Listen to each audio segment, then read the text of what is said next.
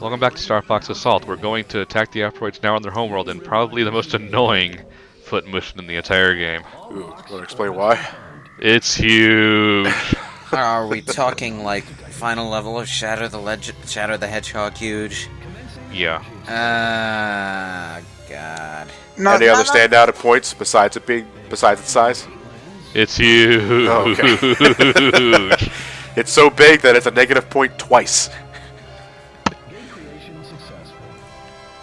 Too much water. Yes, I suppose so. Well, it's almost time. You see, you can tell they cared about these cutscenes. I think these are pre-rendered because they look a bit blurry, even on this low-quality footage. Yeah. Falco's just waiting for his delivery.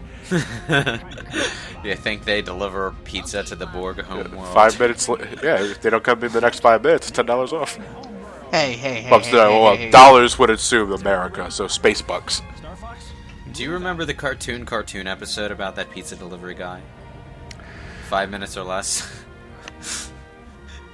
I'm pretty sure if I saw footage of it, maybe, but I can't recollect that off the top of my head. It was a pizza guy delivering pizza to the Arctic or the Antarctic, one of the Arctics. And Oh yeah, I remember that one. it was like 5 minutes or less, or it's free, and he gets there in like 5 minutes and 1 second in the end, and the entire episode is just slapstick happening along the way. No, wasn't it that the pizza was supposed to not have anchovies on it? No, that's. I think. No, wait. I'm thinking of the SpongeBob episode. Krusty Krab pizza. I never did get his Diet Dr. Kelp. I think the anchovies was a thing at the end too, just to add insult to injury. Wait, its size and mass are disproportionate. Maybe it's just really dense. Are you saying? That's no moon. It has a blowhole! Oh, I'm sorry, wait, there's a shield. On the subject of anchovies on pizza, who specifies no anchovies? Pizza doesn't come with anchovies unless you ask for them.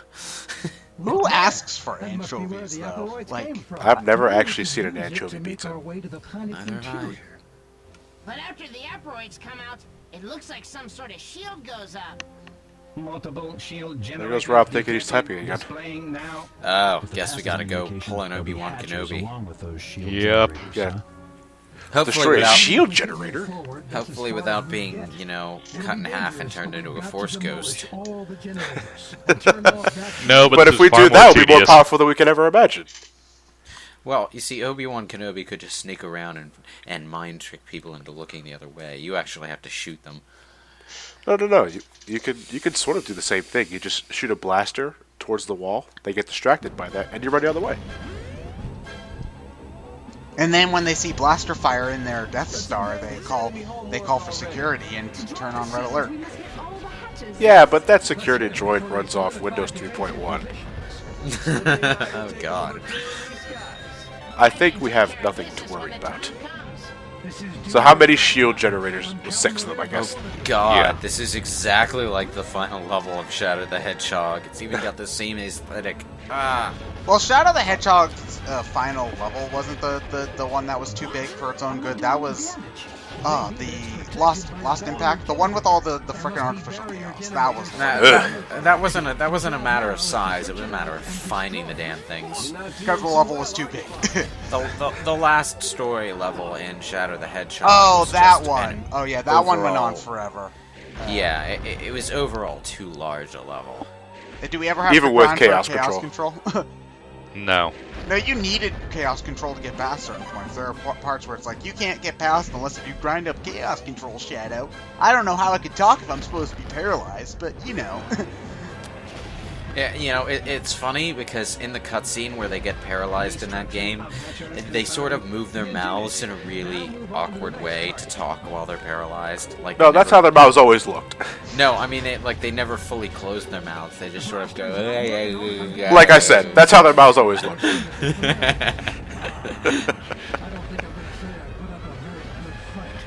But you are an old fuck, Peppy.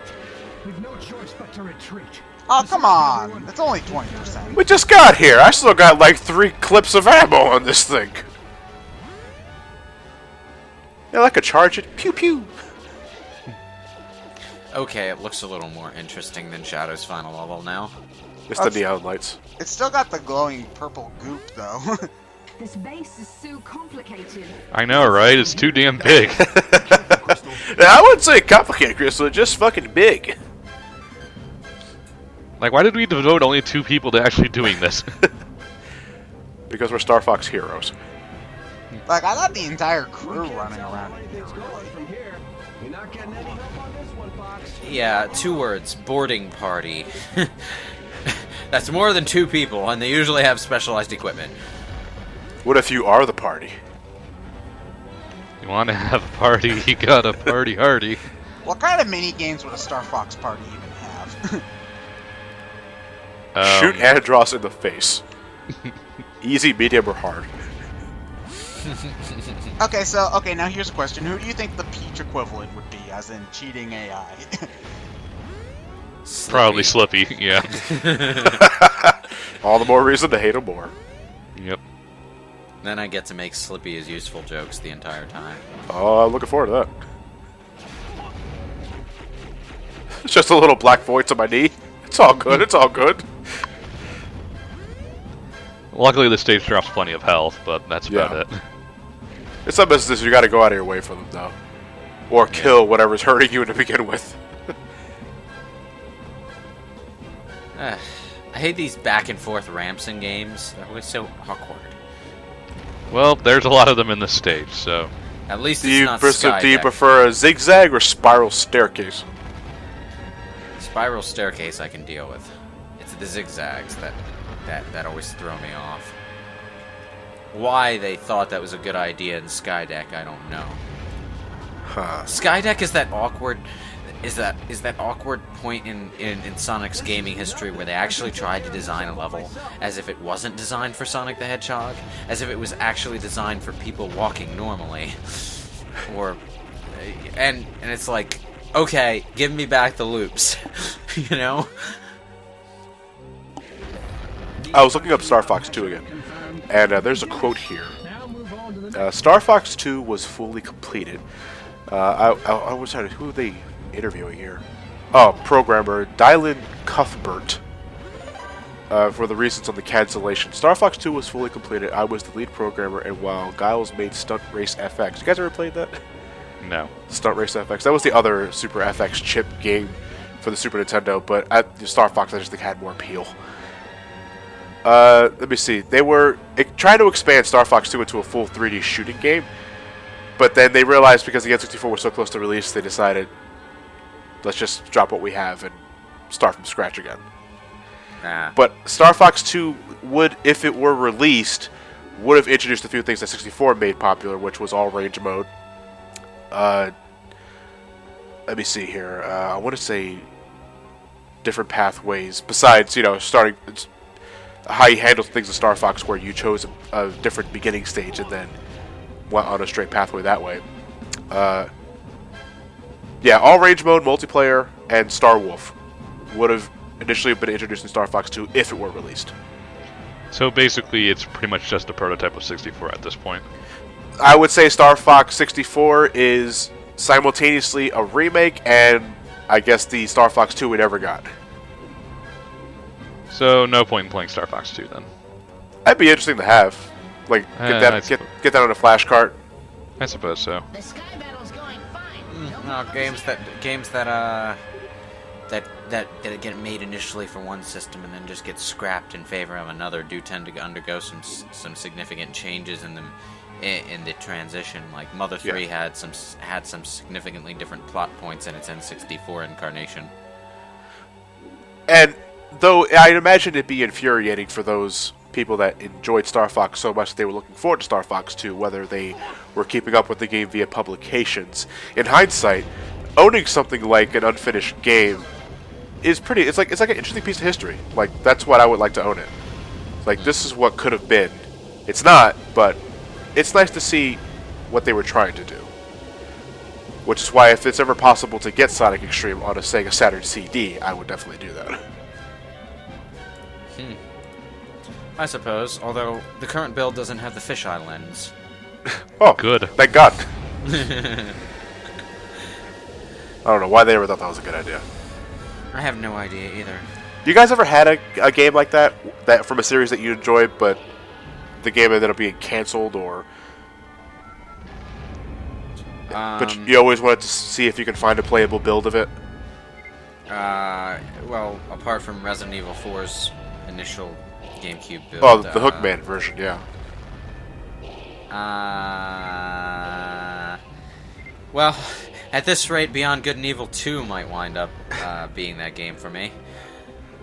That's the one that's in development now? Yeah, been in development for ages. How long are we talking? Just so I can ask. You get that? The first teaser trailer was years and years ago. It's kind of a. I'm pretty sure it was before Final Fantasy Versus 13, but I could be misremembering. Around the same time, at least. So yeah. Well, I call it Beyond Good and Evil 2, but that's not actually the confirmed title. It's officially designated Jade's Game 2. Yeah, it says Beyond Good and Evil was announced, unveiled, May 28th, 2008. Oh. So, 7 years. When was Versus 13 revealed? 2006, 2007, I think. It was pretty early, yeah. Let me, You see, I'm afraid if I type... Yeah, you see, if I type in Versus 13, it just drops me right back to 15. Well. Either that or AMVs using Linkin Park songs. May 2006. Man, YouTube is really dedicated. They will take the most minimal amount of footage and try to make entire music videos out of it. It's... why? But for God's sakes, people learn to pan and crop.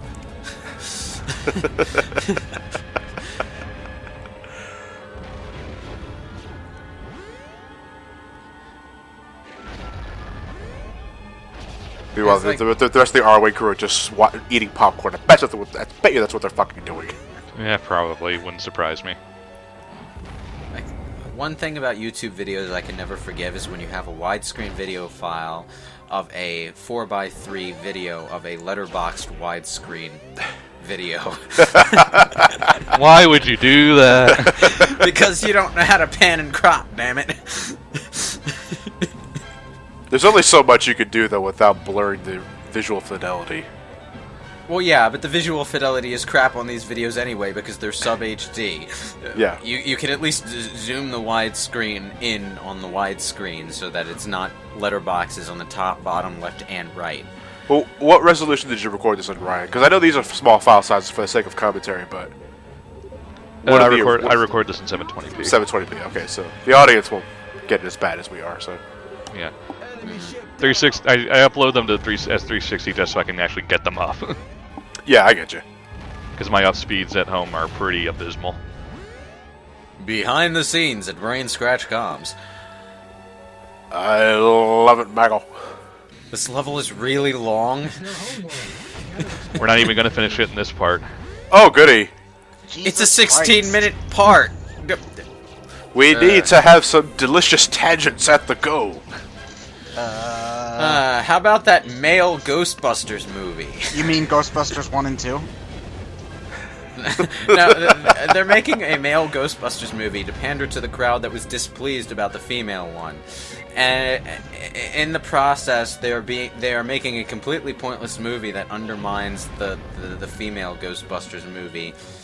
Like, if you're... Okay, process. like, the way I think about it is if you're gonna, like, you know, I don't know how I feel about the female Ghostbusters in general, so I'm not gonna say anything about that, but what I am going to say is if you're gonna go with something like that, stick to your guns. Like, don't wimp out and just make an all-male Ghostbusters because people bitched about it. Like, you know, just stick with your Well, has it been confirmed that the male Ghostbusters movie was made to counteract the reaction? Oh, it Pretty had much. to have been. Well, what other reason is there to do that? They didn't announce it in the first place. They just sort of, it's like, okay, people don't like the idea of girl Ghostbusters, so let's make a male Ghostbusters movie to appease them. It's like the fan base is some terrifying volcano god, and they needed a sacrifice. The volcano god specifically, yes. It's just you know, okay, we're gonna turn their Ghostbusters into the Barbie and Hot Wheels McDonald's toys. Okay, whatever. You know, that's another thing. Why does it all have to be all one gender? yeah. What about the animated series? Did it right? They just mixed it up.